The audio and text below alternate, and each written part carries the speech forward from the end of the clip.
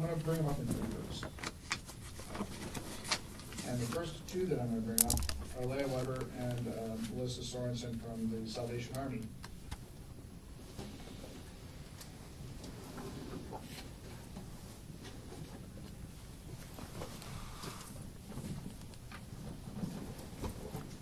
And before they begin, did everybody get an opportunity to get the copies of the Salvation Army shelter rules and guidelines? I want it in the papers that I have. So, additional things in here, like our field copies and things like this. Oh, okay. Oh, but Yeah, there's What process are we going to use here from each of the agencies on this?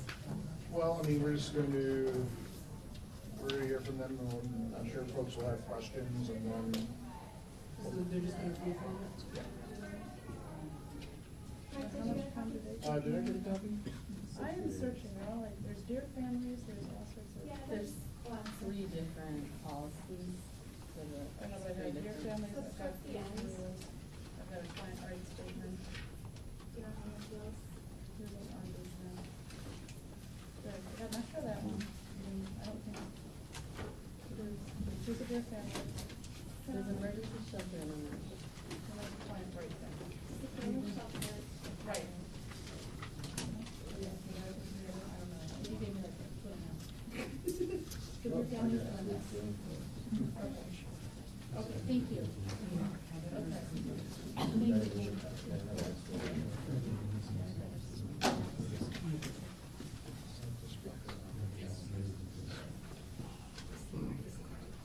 Okay, well, welcome.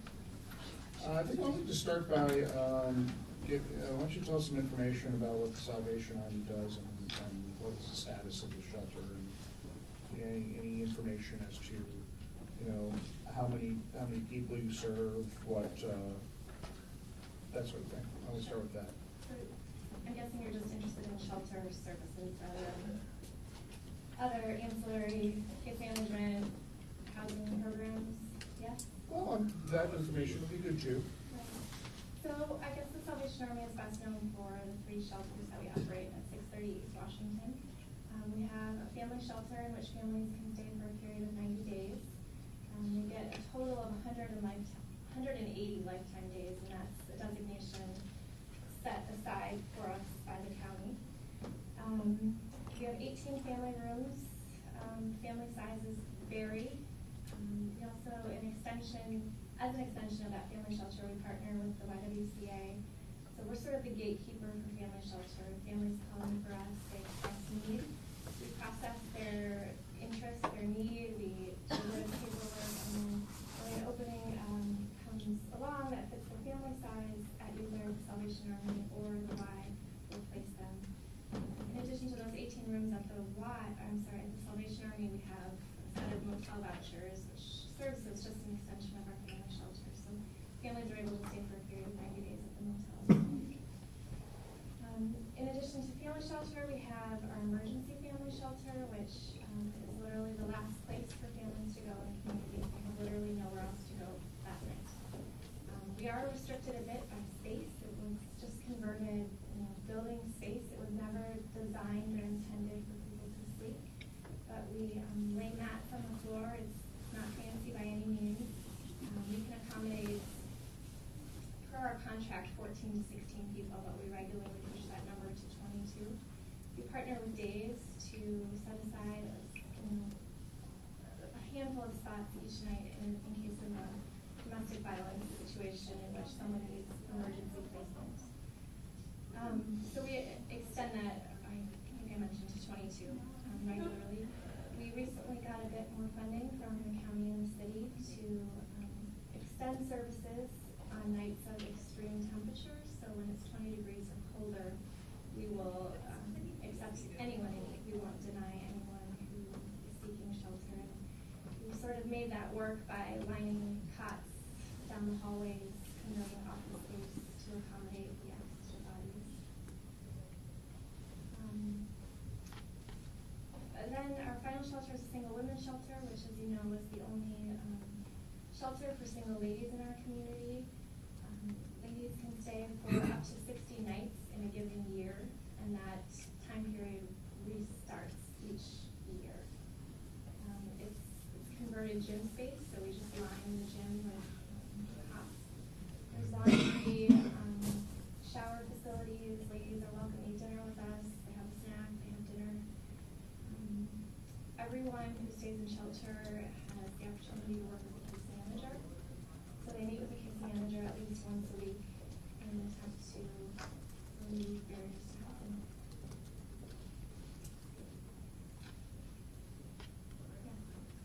So you said the 180-day lifetime limit was set forth as a county policy, that's in your contract then, or it was a Yes.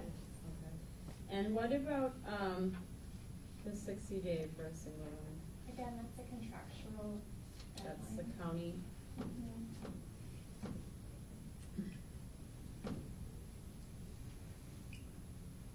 I was wondering if you could walk us through a little bit of, I guess, I mean, I see the rules here and I see, which actions may result in discharge or suspension. And I was wondering if you could walk us through the procedure as to, what gets a person a suspension from services, what gets a person banned and things like that, and what recourses do they have?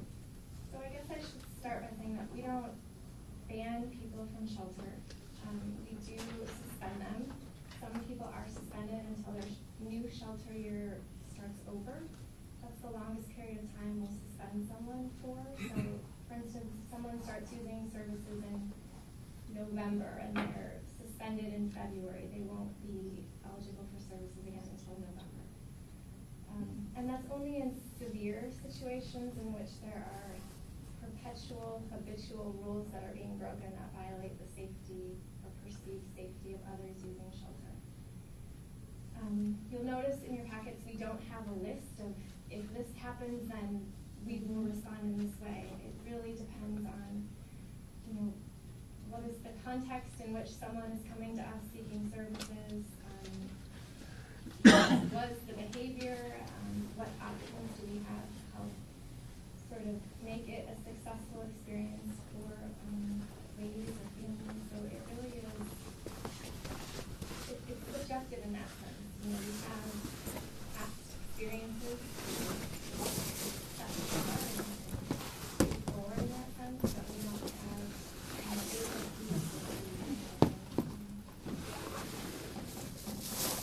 You could see, for instance, considered on a long-term basis, what would cause that? So again, threats to other people's safety, threats to Physical might be something that has been, not just the one time, but probably multiple occurrences. Right, it's primarily threats to safety, physical violence. People who come who are under the influence are welcome to stay so long as they're not disruptive to other ladies. We might separate them physically from the rest of the group, have them sleep on a cot in the hallway or sit in the lobby until they are, well enough to be with the larger group, but that will not get someone banned or I shouldn't say banned, that will not get someone suspended. I have a question. Well, it does say the following actions. I appreciate that, and I like that approach, focusing on the behavior. But it does say on your family shelter rules that one of the actions that may result in immediate discharge is under the influence of drugs or alcohol. Right, and I guess,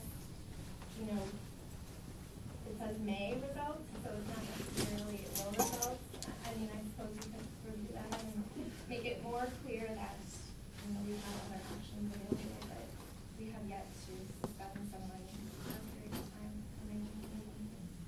time. How many people, I know you might not know this off the top of your head, but I know it sounds like from reviewing Porch Light's policies, they keep like a ban list that they update. Do you know how many people are on your suspended list, or? At this point, we have two single ladies who are suspended until their next shelter year. And how many people on average per year do you think that you suspend?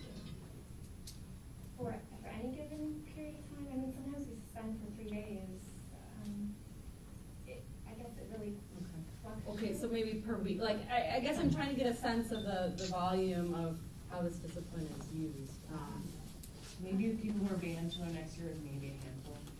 In For a a whole year's year, time? yeah, it's not very often. And then for a shorter duration, it's more common? Or Maybe once every other week. It really, you might suspend someone once every other week? for instance, on Friday night, we had a physical fight among two ladies in shelter. They were each suspended for 3 days.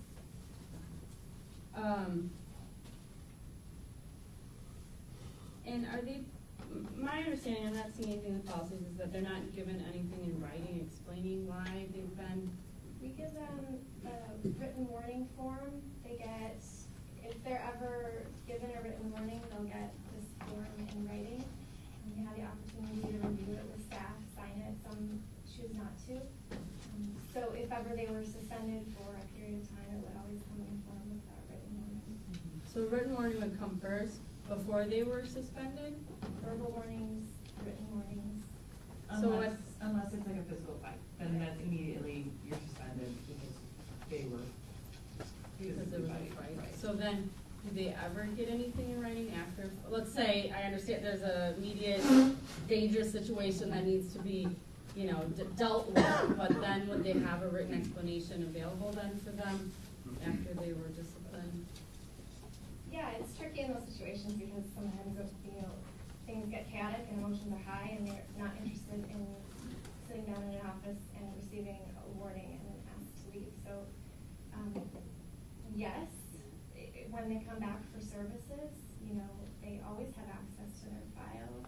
If they express interest in writing and, reviewing their file, they can certainly have access to those things. I have more questions, but I don't wanna hog the time, so if other people have questions, jump in.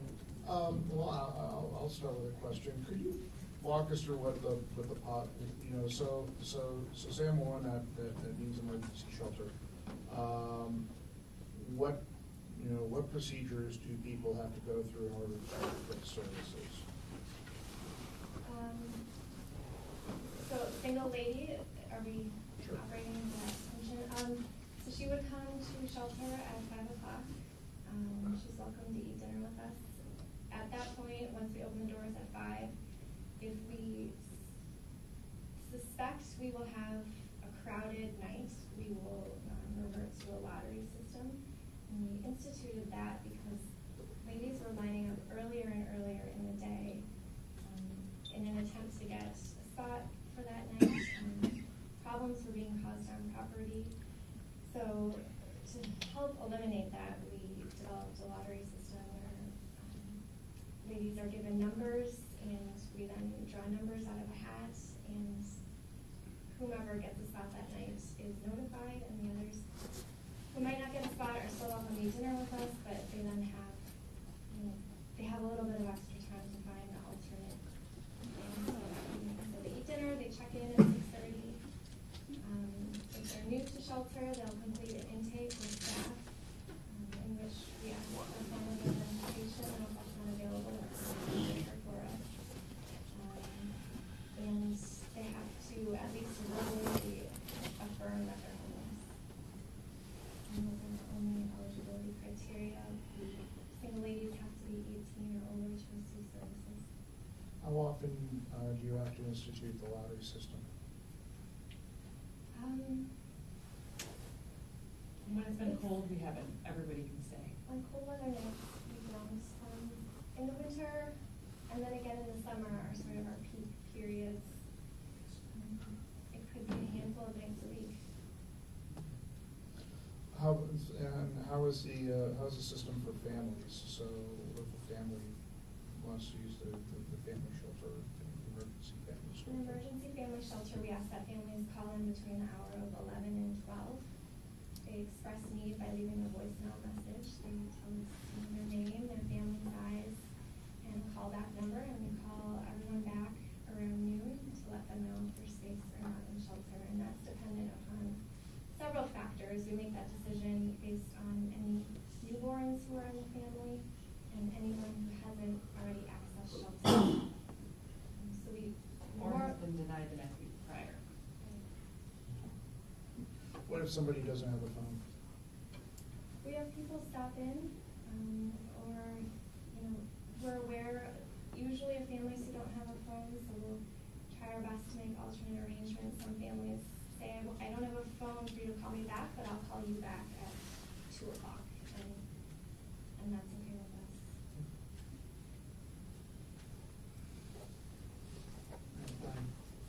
On your really cold nights, you were saying that nobody gets turned away, but you do have to admit you do turn people away if they are really aggressively out of order, a threat to other people's safety. You, I know you deal with that, 'cause I hear stories, and it's understandable. Sometimes people are so ticked off, they're so bothered, they can't be calmed down. Do you go out of your way regarding detox or mental arrangements for these people that seem to be uncontrollable I mean, on a very cold night, it's kind of scary. But I'm sure you do the best you can. Are you guys really sure that you're fair in your assessment of somebody who might be just a little mentally challenged? We manage the behavior of a lot of people Yeah. at any given point, so we're pretty good at managing people who may, you know, be outwardly challenging. The only reason, as we talked about earlier, that we would turn someone away is if they were presenting a threat of Very dangerous. physical violence. So a lot of people who are maybe under the influence or suffering from a mental illness don't really fall into that category, and we're able to help. Is that manage. right? Do you have a list, or do you keep a list of people that are habitually thrown out like every other 2 weeks, this person comes in as a problem? You don't have no list like that? I mean, we have a much smaller population that we're managing, so we're pretty familiar with the ways that Excellent, excellent. Would you admit that you need a larger building, more space? Because there are women being, okay, I'm just, yeah, more space. What about the Dollar Drive thing? Are you guys going to move there, or? Well, we're sort of in a preliminary exploratory phase. I Okay, mean, I know what you mean. Yeah, I Maybe mean- 2 years from now, you might get it. right. Okay, okay. Do you do outreach? Do you go looking sometime? Read my suggestion is this. I'm gonna say lady that stays in front of the Keystone Sub Shop. She sleeps outside with her shopping cart. And by you guys being the only game in town, not exactly the only game in town, I'm sure there's other women organizations that looks out for women. She doesn't come in except on some nights. I know she eats at the Luke House, but she prefers in front of Keystone Sub Shop, sleeping on this black park bench. And I mentioned to a few people that, you know, the homeless solution will never be solved until you get rid of key figures that are the very epitome of homelessness. And I think maybe her name is Susan, the guy gave me a hint. Do you know of her? Hmm? That's what it is. That's it, who it is? Okay, that is her name. Have you ever dealt with her? Has she ever been inside? And do you know of her? I don't personally, but that's not to say she hasn't used services. We Right. don't do any outreach. You don't do outreach. Directly, but we work real close with Liz and Mike of Reach Out, and Liz has office hours at shelter, and. Police do bring them in sometime. Okay, okay. Thank you. So, thank you for the rules and policies. I've been trying to get my hands on these for a while. But are these now, can you put these online? Yes. You will, okay. No, it's a great suggestion. I know Brenda just made as well. Yes, there's no reason not to have them. Okay, great. And then, in terms of I guess I think it would also be helpful, and I think the county has requested this at some point, to have policies, admissions policies posted kind of at the shelter entrance, so someone would show up to access services, so there's just a kind of clear, no nonsense, this is, you know, what to expect kind of a thing, especially when we were dealing with the severe weather. I think there was a lot of misunderstandings about who could get in, who couldn't, whether or not you could get in. Is that something that you're able to do, or have you done that? We posted the cold weather policy, which I know is a request of this group and the county. Okay. I guess I'd be curious to know what exactly you'd like listed. Well, just, I mean, if there's anything required or that could limit your ability to get in, I think it's important for folks to be able to see that in a clear way at the entrance so they know what to expect and it prevents conflict or some, some misunderstanding and that type of thing. Yeah, I mean, it lets, you don't have an ID requirement, but if you did, or if there was something, if you're at your limit, I don't know, just different We're things. generally not a lot of people. So our door is open all the time. It's 24/7. If someone came in seeking services and was lost, we would greet them and, explain what our requirements are. If community has something, we certainly go on it. I think it would, especially like just, let's say, I popped in because I was concerned about someone. You know what I mean? If there's just like a binder there or something, or if there's a real simple thing for the cold weather, like on the door near the window, I think that would be really helpful. But if there's just a binder with the rule, just right out in front in your welcome area, I think so many places, it just makes it easier to access. And the more we can get the information out and eliminate the misunderstandings, I think the better off providers and the consumers and all of us, policymakers are. Thanks.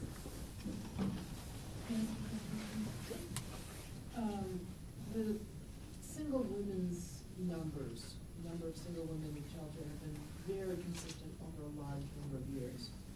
What percentage of these single women are from Dane County as opposed to people who may be transient to the community? Could you put a perspective on that? I mean, I don't have hard numbers. Okay. I would say single ladies that access services who are from Dane County are greater than the other populations we serve. So I think generally speaking, single ladies have lived in Madison for a majority of their life, or at least greater than a year. And it's a problem. There's some, not the majority by any means. The survey that was distributed by the consortium, I think it reflected that there's quite the range of time that people experience homelessness. So I wouldn't say it's a chronic issue for the majority of people. Chronic issue for 25%?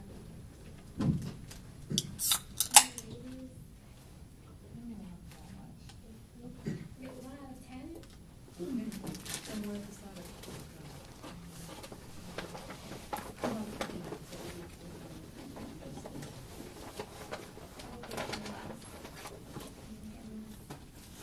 We see families with less substance abuse, less mental health issues, so those factors in and of itself lend themselves to chronic. So the food families is more high. How do you use Service Point to manage your populations and understand your work? Every day. I mean, it's another form of documentation for us. So we're using it with all of our programs, shelter, case management. We use it to run reports as requested by funding providers. We run summary reports to better understand the population that we're working with. It's a work in progress. Service Point isn't a perfectly Also, it's not perfect for us, we're not perfect for it. We make the most of service.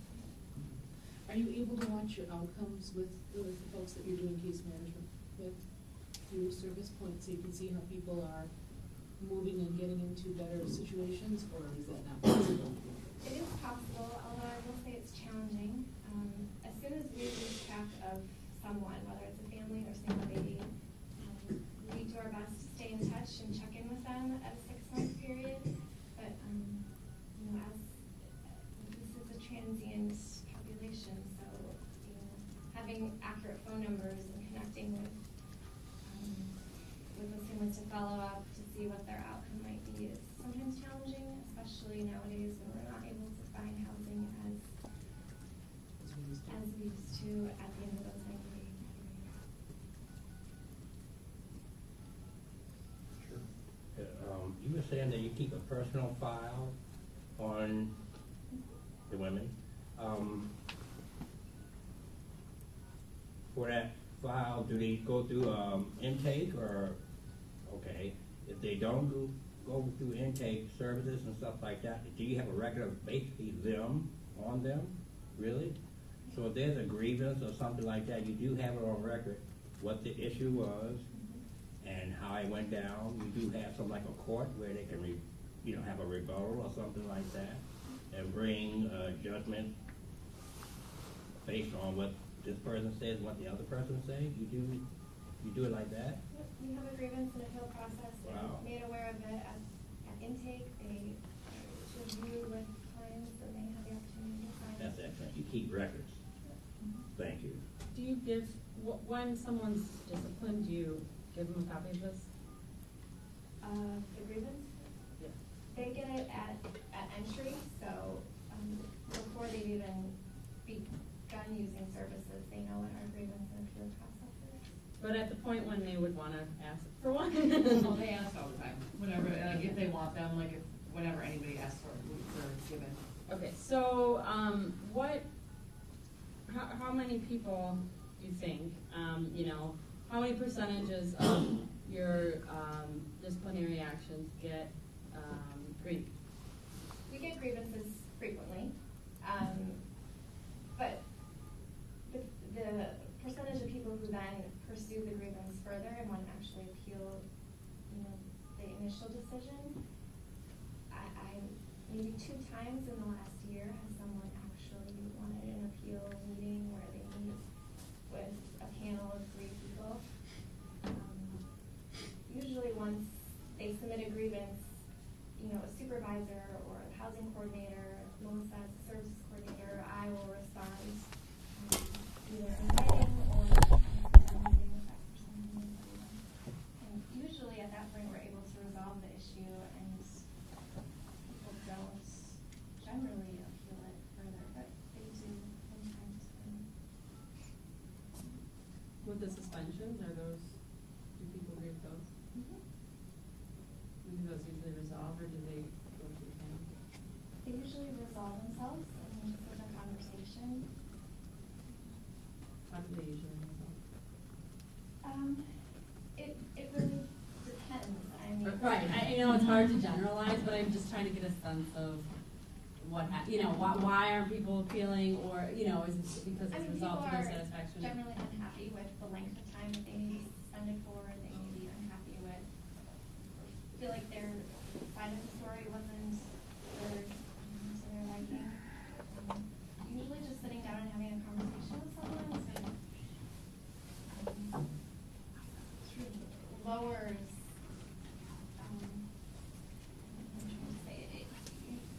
that intervention in and of itself usually is helpful. And we've reversed decisions that sort of line staff have made. Supervisors have reviewed the decision and will overturn it if it might be excessive or upon further thought or review. Again, it depends on what the initial. Can you give Heidi an example so we can all wrap our arms around that?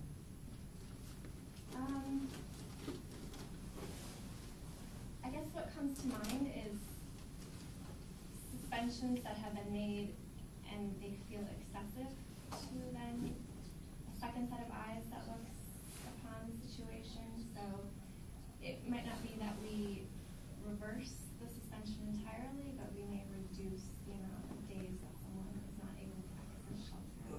I can't think of a specific example, but that might be what it looks like. Are decisions based on, sometimes might have disciplinary decisions be based just on hearsay?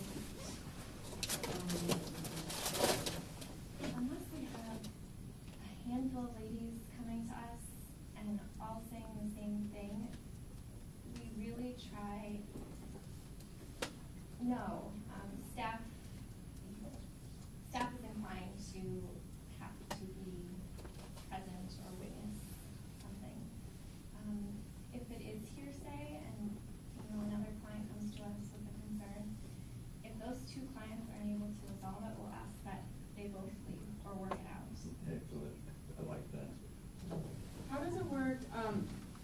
and I know we have representatives from the Y and the Road Home as well, but, does everyone, women and families, does everyone go through you first? Is that, am I? Families. Just families, okay. So they'll call us. I mean, because you're the only single women shelter, the other places, they don't take single women. So, okay, so, but for families, you're the first point of entry. We'll conduct a brief screening, get a sense of what their needs are, what is their family size, put them on the waiting list. Our waiting list runs for about 50 to 60 families at any given point. We stay in close contact with the Y, and whenever a room opens, whether it's with us, the Y, or at the motel, families. Could you follow that up with your housing program? Sure, so we have Holly House, which is our transitional living home for up to 8 ladies. It's a privately owned house in the community. The Salvation Army owns it. It can accommodate 8 ladies for a period of up to 2 years. We take referrals from the community. A lot of ladies transition directly from shelter into Holly House.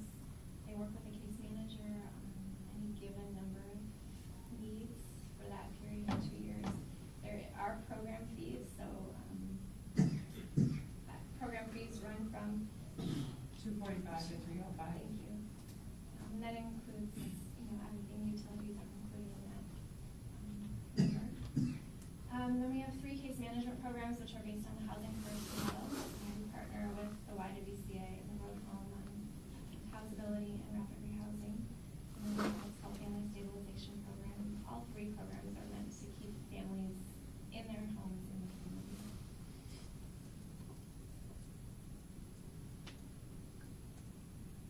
Any further questions? Oh, I just have one.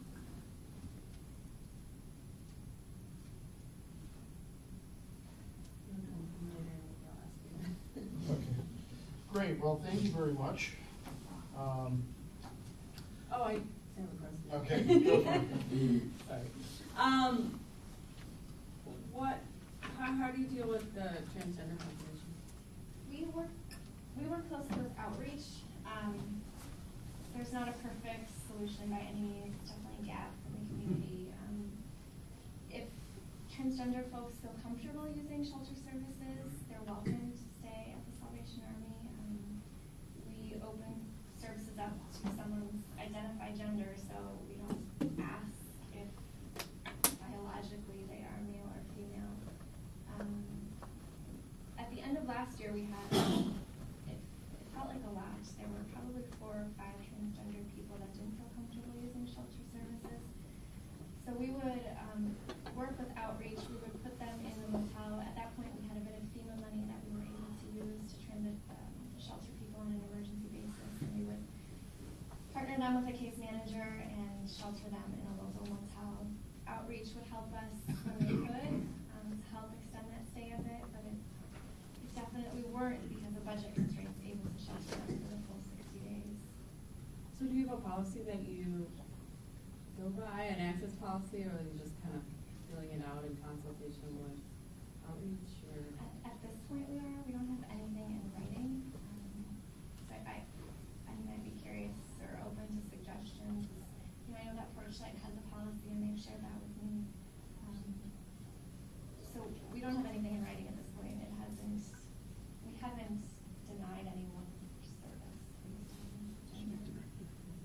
Oh, I found. So you, if somebody's suspended, are they suspended from all programs of Salvation Army, or are they is it just the nighttime shelter?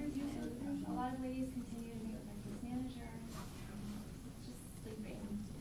So that would, suspension would only extend to sleep. Maybe somebody wouldn't be suspended from additional program? Unless they threaten the safety of their case manager or, threaten the integrity of the building, no, it hasn't happened, so they are welcome to use case manager. Quick question on Holly House, I'm extremely interested in that. So it's 8 women, and how much staff are you working for that? Did you get that? That would be, I think that's fascinating. I know we spend a lot of our time talking about shelter, and I'm really interested in terms, so that would